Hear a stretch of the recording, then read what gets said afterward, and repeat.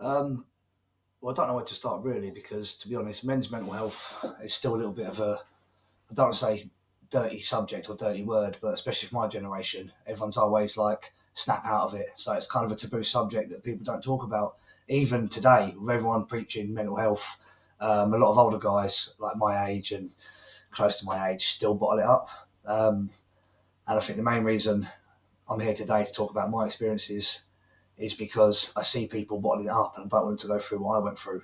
And it's weird because I do feel a little bit selfish, because like there's a lot of people a lot worse off and they've been through a lot more trauma, and I'm very lucky to have a supportive family, and there's people that haven't got that. So sometimes I don't talk about it because I feel like I don't know, I feel like a martyr. You know what I mean? I feel like I'm worse off than you and it's a competition. I don't want to turn it into that. So that's kind of why I've always kept it bottled up. But kind of when this opportunity came up, it made me really think about it, and I think it's good to speak. Maybe if I speak, some people will see like, oh, we don't have to bottle it up and that kind of thing. But I wouldn't say I've been through like one specific issue that's affected me, but I'd say kind of like there was maybe a 5-year gap in my life. I think we've all had hard lives, like growing up, you know, it was quite hard. Like, you know, we lost a house at some point. We were living like in a bed and breakfast, you know. We didn't have a lot of money. We were bullied for being different. And as you go through life, you kind of adapt to the struggle. And I guess I was just used to being a bit hard off. But then as I got older, you know, some things happened. Like I got married. That lasted for 8 days. And then after that, I started drinking. I was abusing drugs. And I lost everything. Like the marriage fell apart. I lost my flat. I nearly lost my kids. You know, and I was working in a care home. And I don't know what it was. I just couldn't take it. And I ended up in a heap, crying on the floor next to the toilet. And I had my dad come and pick me up and like take me, you know, like literally like fun. I was like, I think it was about 35, 30, 32, 35. It wasn't that long ago. I'm like a fully grown man crying my eyes out. I feel like getting a bit upset now. Yeah, it was weird because I felt like I didn't deserve to be unwell. I don't know. I'm struggling to explain myself, but it was just really weird because I didn't want to talk about it. I didn't want anyone to help. I just wanted it to go away. And this kind of carried on for a little while. I ended up leaving the care home because I felt like I wasn't in a fit state to look after anyone if I couldn't look after myself. I started working in a fiberglass factory, and I was working horrible night shifts. I couldn't afford my rent. My son had come to live with me. There were so many things that mounted up, you know, and I think it wasn't one thing. It was just sort of like everything was stacked on top of me, and I wasn't talking about it. And you know, I was driving home from the factory one day, and I wanted to drive the car off the road into a ditch. I just wanted to fucking just end it. And I just thought, that's it. And I just started that. And then I felt like a pussy because I couldn't. And I thought, oh, you're a fucking coward. And I'm just sitting there at home eating scrambled eggs with tomato ketchup on. And my dad opened the back door and he stormed in and he just like, you've got to snap out of it. And I know we talk, sometimes it's not the best thing, but for me, for some reason, that seemed to work. And like, it's the fact they never gave up on me. The family were always there, you know. And then him just kind of shouting at me was kind of like a slap in the face that I needed to wake up. And that didn't make me feel better, but it made me realise they were there. And then I was able to sort of talk to them a little bit about it. You know, like got a new job. I think the support of family was the biggest thing. The doctor put me on different medications. I tried, I'm not sure if I can even say it, if you're allowed to say it, but I was on citalopram, sertraline. They tried to put me on quetiapine, and I was not interested in tablets. I don't know if it's kind of hippie or if it's because just like fitness, I don't want tablets. And I started pushing the fitness, exercising more, helping, which helps a lot. I still suffer greatly from anxiety. You know, like there's been times at wrestling shows, I was outside a specific show, I won't name the company or the place, but I pulled up in my car in the car park, saw the queue outside the venue, and I couldn't get out of the car. I just drove home, and I messaged the promoter when I got home. So there's still a lot of anxiety there, and I don't know if it will help, but hopefully, if people see this, if they feel the same way, they can realise they're not alone, and maybe they will talk about it.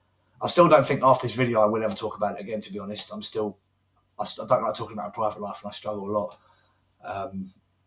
You know, so we all go through our own struggles, don't we? But yeah, I think it's very important not to keep it bottled up.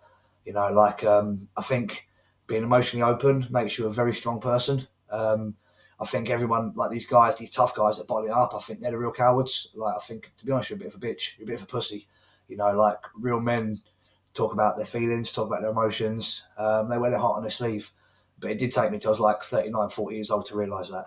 You know, so hopefully some of the younger generation can realise that it's good to talk and it's good to get it out.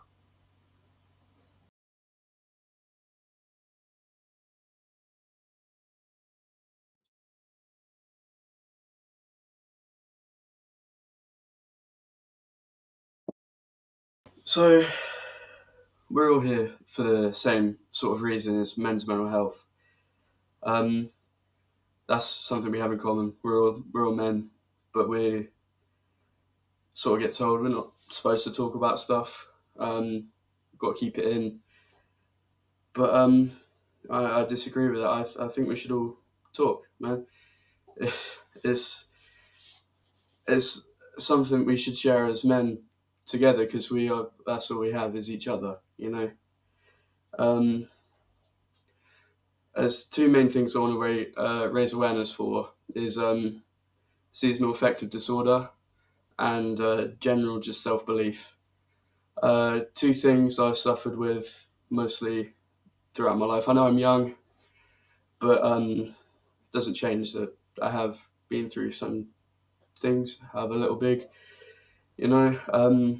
Seasonal affective disorder is something to do with the sun and not getting enough of it over the winter, and it can lead to low mood, depression, um, general loss of socialization. Um, I've suffered with this for quite a while. It's something. It's hard because as much as I like to go out with my friends, talk to my friends, I struggle because again, low mood, sort of depression. You fall into depressive states. I gain all the weight back I've lost working so hard to lose relationships that I've worked so hard to build up again. It's hard because I'll give a recent example. My friends are asking me, "Where are you, Josh?" I just say I don't feel like it. But it's a bit deeper than that. I just can't bring myself to do it because just in a bit of a depressive state. I don't know what it is. I can't explain it. I struggle to explain it. You know, um, it's as simple as that. But I hope if anybody else suffers with it, that they've got people. I realise that I've got a community around me now, especially with wrestling, where 3 times a week I can go out, hug everyone when I see them, wrestle with them, have a good laugh. It gets me out of the house, gets me doing something rather than sitting in my room, in my bed all day, just playing games. As a typical teenager does. The second thing is general self belief. That can happen young and however old you are. Um, in my experience, it's from school, like bullying sort of thing. I'm a bigger kid. Shit happens. You're not alone. Like I said, you got people around you.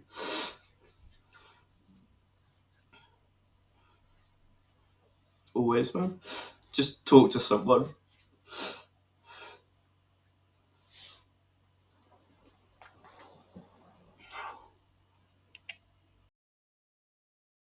Really, definitely didn't help. Yeah. Going to college was the worst one because I didn't enjoy it. Mm. Anxiety of new people is such a big place. So many new people. Mm. Everything spiked during the winter, and because in college you get a longer break. Yeah. For the summer, and that's pretty much most of the summer. So you're there throughout the winter.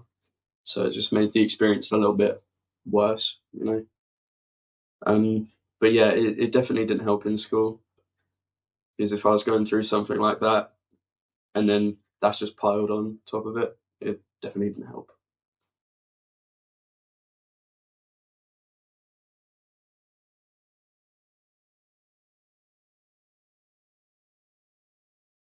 I wanted to do this because the awareness for suicide and men's mental health.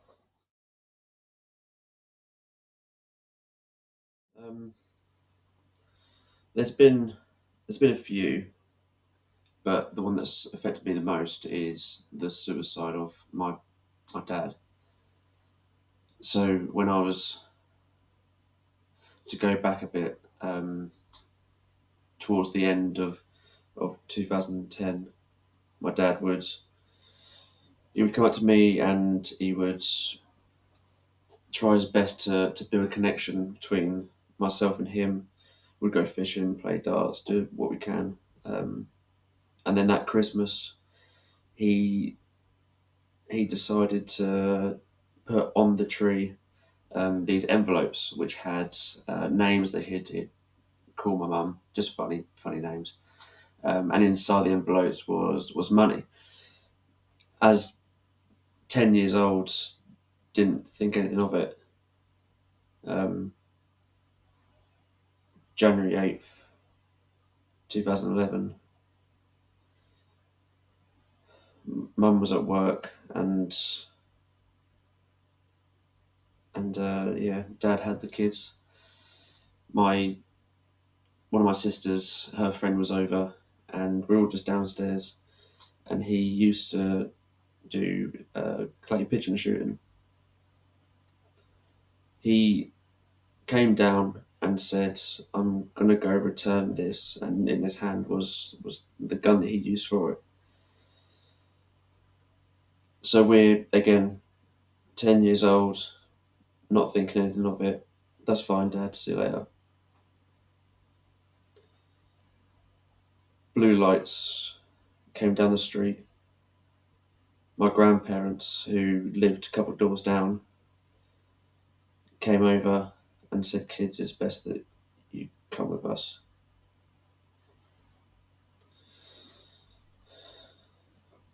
As we were leaving, in the distance, you heard this bang, but it sort of echoed through the streets. Didn't think anything of it. Go to my grandparents' house, and my mum's sitting there. Uh, most of my family are sitting there, and a policewoman says to me, "Son, your dad's gone."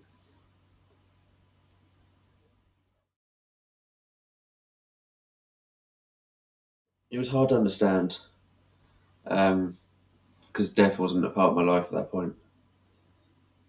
So you almost felt like you were alone. You felt like no one understood what you were going through. So going to school, I'd isolate myself because I was the kid that was different. It wasn't until I left high school, I went to college, and I got recommended to speak to a therapist um, because earlier on that year, I tried to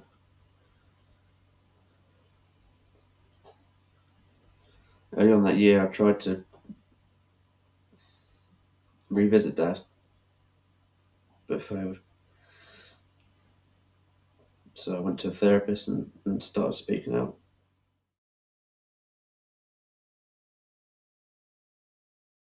I had to go to a few therapists. The first two didn't help. I just didn't feel connected to the first person. Then the second was a group therapy, which to me wasn't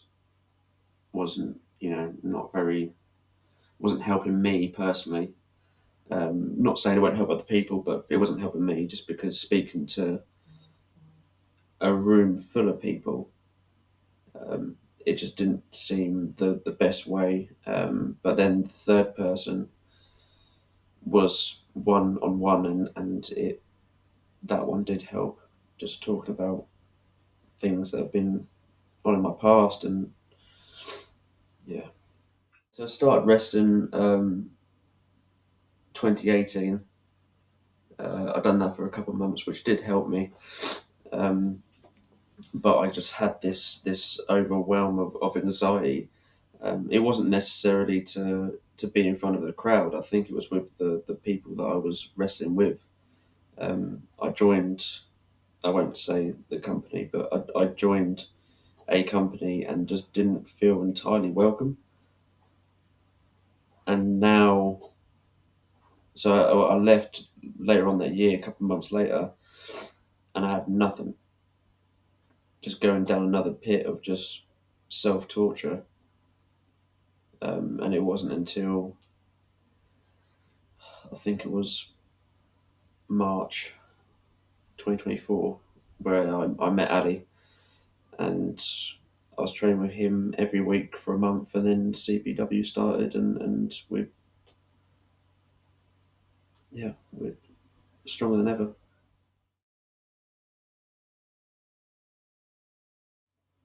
It sort of comes and goes. It just depends because it depends what I'm doing that day. If because not every day I get to see all my best friends and just sort of get to throw people about and get thrown about. So um, that's my happiest when I'm with them, definitely, because I'm in my element, get to do the thing that I love to do, that I feel like I was born to do.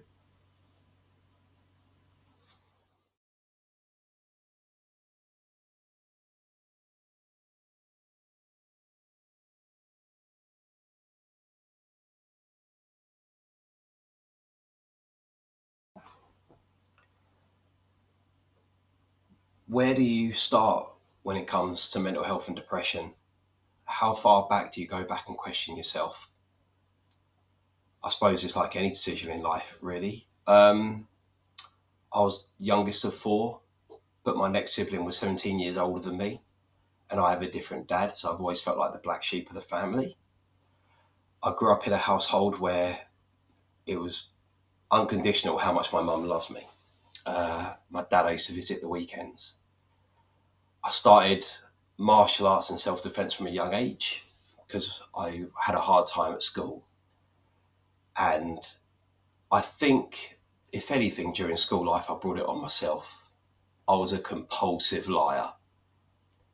And the reason for this was coming from a household where you just have a mum that didn't work and you had to wait until the following year to get what other kids got the previous year. It was difficult. So I used to exaggerate my life to try and fit in more, and I always come out worse. I was bullied quite badly. I was one of the bigger kids. Um, to put it into perspective, whatever age I was, add one onto it, and that's how much I weighed in stone until I left school. Um, the the depression for me started when I went to college. I thought leaving school behind and all those people would be what I needed, but it wasn't. It was me that had to change. Um,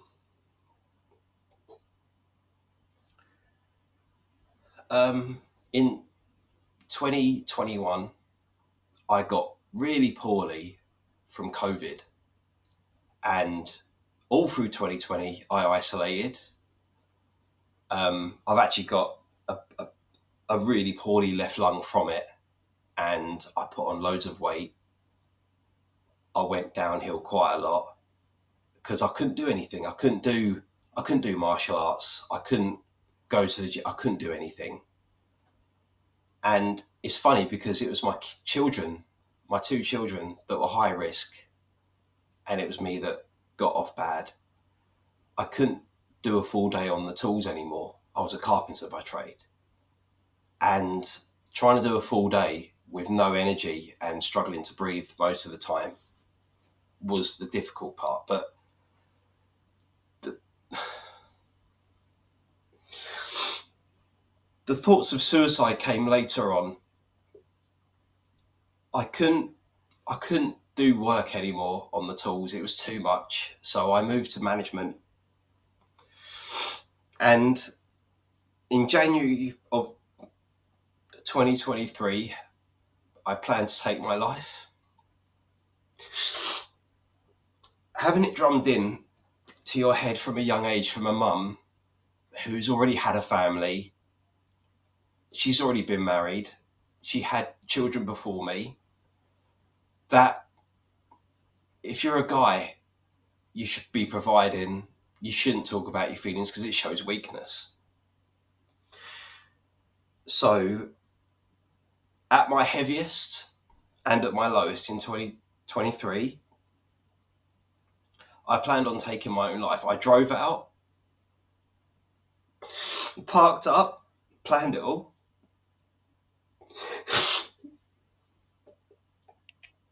And what stopped me, because I just felt alone at this point, was a podcast. I know it sounds silly. And I just kept listening to an episode and another episode. And then I drove home and I never spoke about it until this day. My wife and children mean the most to me. And only in the last few months have I told my wife even about this, since someone I train with come up with this great idea about suicide prevention.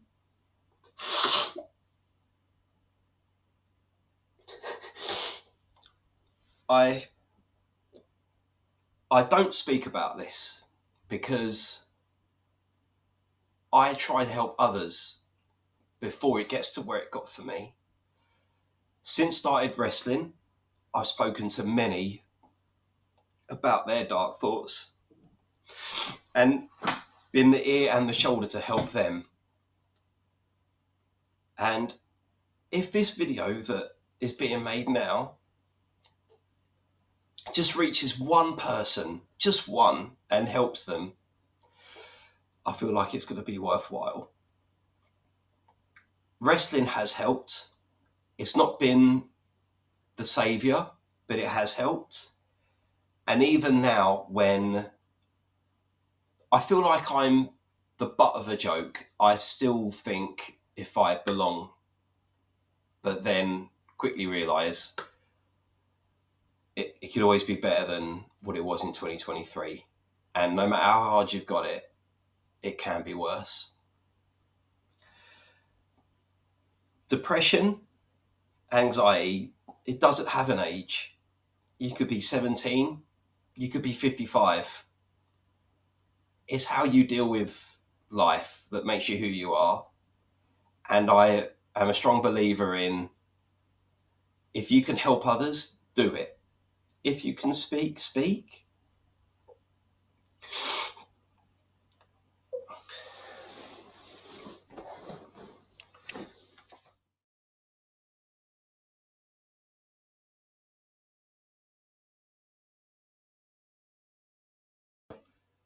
So I've suffered with my mental health on and off since I was 14 years old. I've gone through different variations of pain, from mental pain to physical pain, to try and handle it. I'm very open and honest about my mental health, and I talk to everyone about it. I feel like it's not spoken about enough, and I feel like awareness needs to be raised more than what it has done already.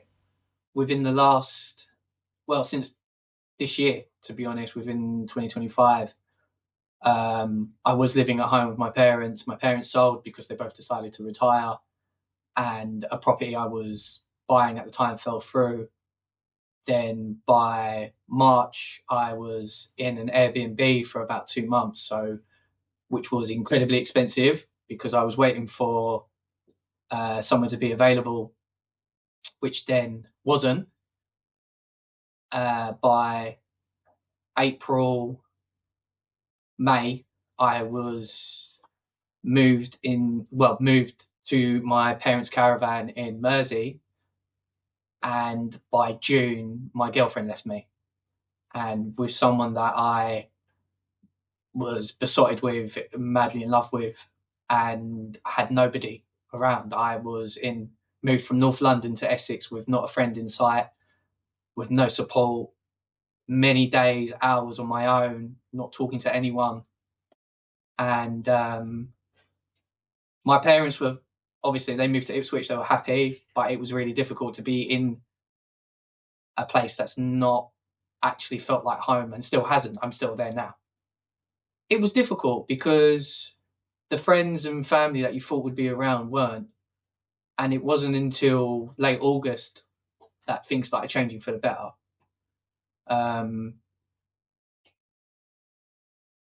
To have someone you care about more than anything in the world outside of family to abandon you at your lowest point was really difficult. And I didn't expect it to be as hard as what it has been. I've suffered with anxiety and depression throughout. I'm not on any form of medication. I don't do medication. I've been on it before. I didn't like it. I felt that it affected me in more of a negative way than a positive way. Instead, I've got other outlets that help me, that keeps me mentally fine when days are really hard. The gym. I'm always in the gym 3-4 times a week. I've got back into gaming, so I do a bit more gaming and playing the PlayStation and things like that. I snowboard every so often. And like I said, since August, I joined CPW, which is wrestling, and it's helped in ways that I don't think people realised at that point in time. I didn't know anyone. I started to find friends and support that I never thought I would be able to find for a long time. I feel like I've got a brotherhood. I feel like there's a lot of guys there that I can talk to, I can rely on. There's been days where I haven't been 100%. I spent the morning crying and upset and gone to training and nobody knows. I just got on with it. And I'm my own biggest critic for everything, partly because of my mental health, because I always feel like I could do better, I should be better. So I do Therapy every Thursday. I'm very open about it. I always say, like, I work on my physical, but physical health as well as my mental health, because both run together hand in hand. It's the getting out and getting on with something. I've got ADHD. I'm just not diagnosed, so I struggle with regulating myself and being on my own. My thoughts can run away with me, and certain triggers and traumas are difficult when you're sitting at home doing nothing. So the gym is a way for me to step outside and concentrate on just me against me. That's why I'm in there for like 2 hours sometimes at a time, because I don't want to be alone.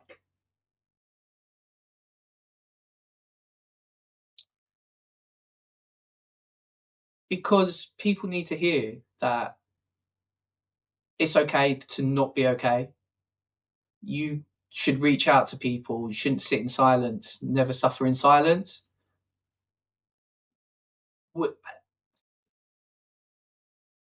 Society makes us believe that because we're men, we have to be strong. We can't show any form of vulnerability, where it's not the case. We should be able to talk to each other and be as open as what I'm being with you now.